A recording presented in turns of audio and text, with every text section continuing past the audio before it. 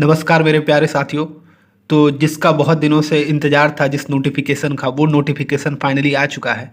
हम इसको पूरा जानेंगे, क्या प्रोसेस होगी इसके, सारे फॉर्म फिलअप के और एग्ज़ाम के क्या पैटर्न रहेगी, सारा जानकारी हम इस एक ही वीडियो में कॉन्साइज वे में आपको पूरी जानकारी आपको मिल जाएगी। तो साथियों, बिहार शिक्षा विभाग के अंतर्गत सहायक शिक्षा विकास पदाधिकारी के कुल 935 रिक्त पदों पर नियुक्ति हेतु सुयोग्य भारतीय उम्मीदवार से विहित प्रपत्र में ऑनलाइन आवेदन आमंत्रित किए जा रहे हैं। देखें आप कि 35% क्षैतिज आरक्षण के फलस्वरूप कुल पदों में से महिलाओं के लिए अनुमान्य पदों की कुल संख्या, तो जो 935 पद थे उसमें से 319 पद महिलाओं के लिए ये आरक्षित है। ये सारे जो पद हैं वो महिलाओं के लिए हैं, अलग अलग कोटियों में। जैसे अनारक्षित की देखो, अनारक्षित की 374 वैकेंसीज है, महिलाओं के लिए 131 इसमें आरक्षित है। आर्थिक रूप से कमजोर वर्ग के लिए 93 हैं और 33 महिलाओं के लिए। अनुसूचित जाति के लिए 150 है और 53 महिलाओं के लिए। अनुसूचित जनजाति के लिए 10 और 4 महिलाओं के लिए। अत्यंत पिछड़ा वर्ग के लिए 168 है और 59 जो है वो महिलाओं के लिए। पिछड़ा वर्ग के लिए 112 है और 39 महिलाओं के लिए। पिछड़ा वर्ग की महिलाओं के लिए 28 है। तो कुल 935 वैकेंसीज है, जिसमें से 319 महिलाओं के लिए आरक्षित है। अब हम देखते हैं, आप देखो कि इसमें जो वेतनमान है वो लेवल 5 का लगेगा, जिसमें बेसिक जो है मूल वेतन है। इसमें आपको फिर अलग अलग तरह की जो भी एडिशंस होती है इस मूल वेतन पे होगी। 29,200 की मूल वेतन है। इस पे आपको टीए, डीए, एचआरए, बाकी जितना भी इसमें एडिशन होता है वो फिर आप में एडिशन होगा। तो ये लेवल 5 की जॉब है। शैक्षणिक योग्यता की बात करें तो किसी मान्य विश्वविद्यालय से स्नातक या समकक्ष आपको ग्रेजुएशन होनी चाहिए, किसी भी सब्जेक्ट में हो चलेगी, या उसके इक्विवेलेंट होनी चाहिए। किसी भी यूनिवर्सिटी से किसी भी सब्जेक्ट में ग्रेजुएशन होनी चाहिए। उम्र सीमा की बात करें तो उम्र आपको 1 अगस्त 2025 तक आपको काउंट करना होगा। न्यूनतम 21 साल होने चाहिए। अधिकतम जो है पुरुषों के लिए, अनारक्षित पुरुषों के लिए 37 वर्ष होनी चाहिए। पिछड़ा वर्ग, अत्यंत पिछड़ा वर्ग पुरुष और महिलाओं के लिए 40 वर्ष होना चाहिए। पिछड़ा वर्ग, अत्यंत पिछड़ा वर्ग की पुरुष और महिलाओं दोनों एवं अनारक्षित महिलाओं की, यूआर की महिलाओं की 40 होनी चाहिए, और पुरुष और महिला जो कि अत्यंत पिछड़ा वर्ग की हैं। और अनुसूचित जाति, अनुसूचित जनजाति की पुरुष महिला के 42 वर्ष तक आप आवेदन कर सकते हो।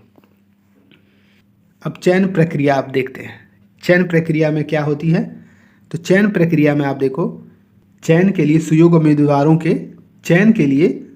उम्मीदवारों के लिए लिखित परीक्षा वस्तुनिष्ठ होगी।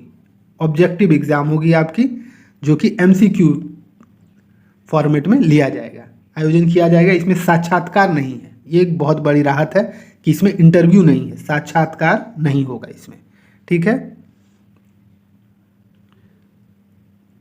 सामान्य वर्गों को 40% मिनिमम है मार्क्स लाने होंगे। पिछड़ा वर्ग को 36.5 मिनिमम मार्क्स लाने होंगे। अत्यंत पिछड़ा वर्ग को 34% मार्क्स लाने होंगे। और बाकी जो है अनुसूचित जाति, जनजाति, महिला और दिव्यांग को 32% जो है न्यूनतम मार्क्स लाने होंगे। यानी कि 100 मार्क्स में 32 नंबर आपको लाने होंगे। किनको? ये दिव्यांग और अनुसूचित जाति जनजाति की महिला को 32 नंबर लाने होंगे, और अनारक्षित वर्ग के पुरुषों को 40 नंबर लाना होगा। अत्यंत पिछड़ा वर्ग को 36.5% लाना होगा। तो ये है मिनिमम मार्क्स की।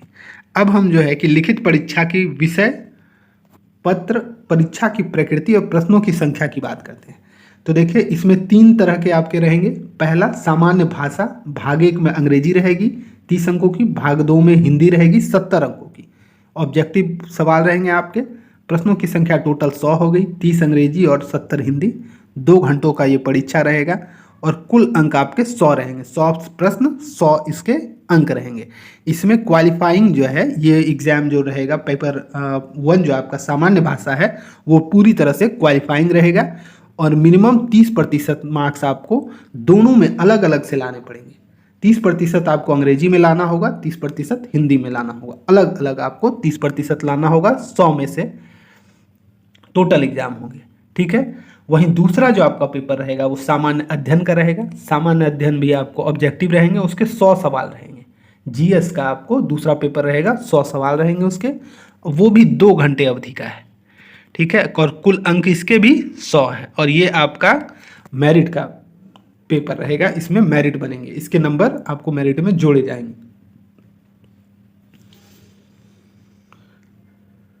और जनरल एप्टीट्यूड की बात करें तो जनरल एप्टीट्यूड के भी 100 सवाल रहेंगे, 2 घंटा और 100 नंबर के ये भी रहेंगे। तो आप देखो कि 2 आपके पेपर जो मेरिट के लिए हैं, सामान्य अध्ययन और सामान्य योग्यता, यानी कि जनरल स्टडीज और जनरल एप्टीट्यूड, दोनों 100-100 नंबर के, 2-2 घंटे रहेंगे और 100-100 नंबर आपको 100-100 प्रश्न रहेंगे आपके। और एक रहेगा सामान्य हिंदी, सामान्य भाषा, जिसमें सामान्य हिंदी और सामान्य अंग्रेजी रहेगी, वो क्वालिफाइंग रहेगी। और इसमें देखिए सबसे बड़ी बात, इसकी 1/3 नेगेटिव है, जो कि 3 सवाल आप करोगे तो 1 नंबर आपके चले जाएंगे। 3 सवाल यदि गलत करोगे तो 1 नंबर आपके चले जाएंगे। जिन भी छात्रों को इस परीक्षा की तैयारी करना है वो हमारे चैनल को सब्सक्राइब कर लें अभी ही, और इसमें हम पूरी एकदम डिटेल्ड वे में इसकी तैयारी करेंगे और एकदम टॉपिक वाइज हम इसकी तैयारी करेंगे। तो जिन्हें भी इस एग्ज़ाम का प्रिपरेशन करना है वो हमारे चैनल को सब्सक्राइब कर लो, और आपकी नोटिफिकेशन आपको इससे मिलते रहेगी और एक सही डायरेक्शन में आपकी तैयारी जाएगी। अब पाठ्यक्रम की बात करते हैं तो पाठ्यक्रम सामान्य हिंदी की देखें, सामान्य हिंदी की, सामान्य अंग्रेजी, सामान्य भाषा की देखें तो सामान्य अंग्रेजी, सामान्य हिंदी के प्रश्न इस तरह के होंगे कि अभ्यर्थी की भाषा संबंधी प्रयोग की साझेदारी की जांच की जा सके।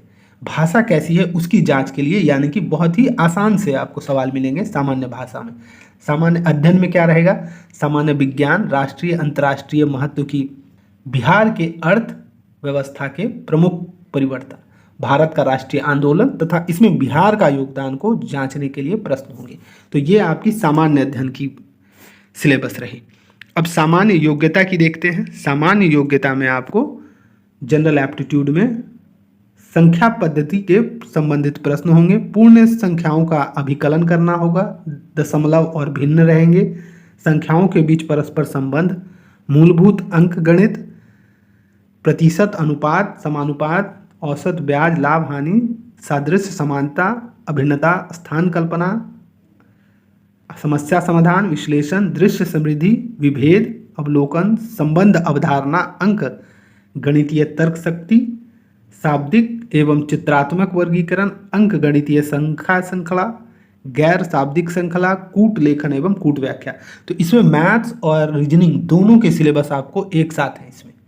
इसमें मैथ्स के भी सिलेबस इंक्लूडेड है और रीजनिंग के भी।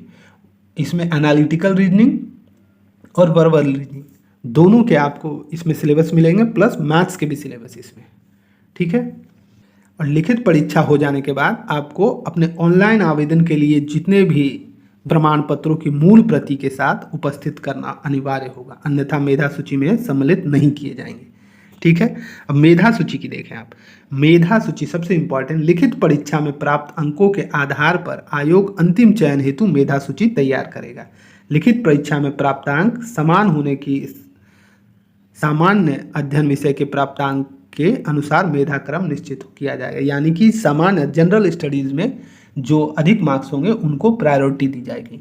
लिखित परीक्षा एवं सामान्य अध्ययन विषयों में भी प्राप्तांक समान होने पर स्थिति में उम्र तथा उम्र में समानता होने पर देवनागरी लिपि में वर्णमाला के अनुसार नाम वाले उम्मीदवार, यदि आपकी सामान्य अध्ययन में भी समान आपके मार्क्स यदि हुए तो फिर आपकी उम्र देखी जाएगी। उम्र भी यदि समान हुआ तो फिर आपको अल्फाबेटिकल ऑर्डर में देखा जाएगा कि आपका नाम ए से है, बी से है, सी से है, ऐसा, ठीक है। इस विज्ञापन के अंतर्गत लिखित परीक्षा हेतु पुनर्मूल्यांकन का प्रावधान नहीं है। लिखित परीक्षा में आप रीएवुलेशन जो है वो आप अपने पेपर की नहीं करवा सकते, ठीक है। आरक्षण की बात हमने कर ली। जाति प्रमाण पत्र और निवास प्रमाण पत्र ये इंपॉर्टेंट रहेगा आपका, जिनके पास भी नहीं है ये आप तुरंत उसका इंतज़ाम कर लें। ऑनलाइन अब आवेदन की आप तिथि देखें, 27 अगस्त से आवेदन शुरू होगा और 26 सितंबर तक आवेदन होंगे। और इसमें आपको आवेदन जो फ़ी है आपका, प्रत्येक अभ्यर्थी को मात्र 100 रुपये परीक्षा शुल्क जमा करना होगा। एग्ज़ाम फ़ी जो एप्लीकेशन फ़ी है वो 100 रुपये है, ठीक है। और बायोमेट्रिक जिनका नहीं है आधार कार्ड, उनको बायोमेट्रिक फ़ी के रूप में 200 अतिरिक्त भुगतान करना पड़ेगा, जिनके आधार कार्ड नहीं है, आधार संख्या जिसके पास नहीं है। ठीक है। वैसे एप्लीकेशन फ़ी जो है वो 100 रुपये है। तो जिन भी अभ्यर्थियों ने पहले कभी बीपीएससी में फॉर्म नहीं भरा है, उन्हें वन टाइम रजिस्ट्रेशन जो है OTR फिल करना होगा पहले, और जिनने OTR पहले फिल कर दिया है उन्हें अब वो अपनी जब वेबसाइट पे जाओगे तो उन्हें एप्लीकेशन का एक टैब मिलेगा जहां आप कौन कौन से एप्लीकेशन को अप्लाई कर सकते हो, वहां आप कर पाओगे। जिन्होंने नहीं किया OTR वो पहले OTR रजिस्ट्रेशन कर ले, उसके बाद आप फॉर्म भर पाओगे। न्यू एप्लीकेशन का टैब रहेगा आपका, न्यू एप्लीकेशन के टैब में माई अकाउंट टैब में आप जा करके आप सब कुछ कर सकते हो। तो साथियों, जिनको भी इसका फॉर्म फिलअप करना है वो आप फॉर्म इसकी फिलअप कर सकते हो, और इसकी तैयारी में जुट जाओ। हमारे चैनल को सब्सक्राइब कर लो और इसकी तैयारी में पूरी तरह से अब एकजुट होकर के हम इसकी तैयारी में लगे रहेंगे। और सिस्टम वाइज जो है कि टॉपिक वाइज हम सारे टॉपिक्स को, वो जाकि एनालिटिकल हो, एप्टीट्यूड की पेपर हो, या फिर हिंदी और अंग्रेजी की, या फिर समाज अध्ययन की, सारे पेपर को हम 1 बाय 1 सिस्टम से उसको ख़त्म करेंगे। ठीक है साथियों, आप सभी को बेस्ट ऑफ लक। धन्यवाद।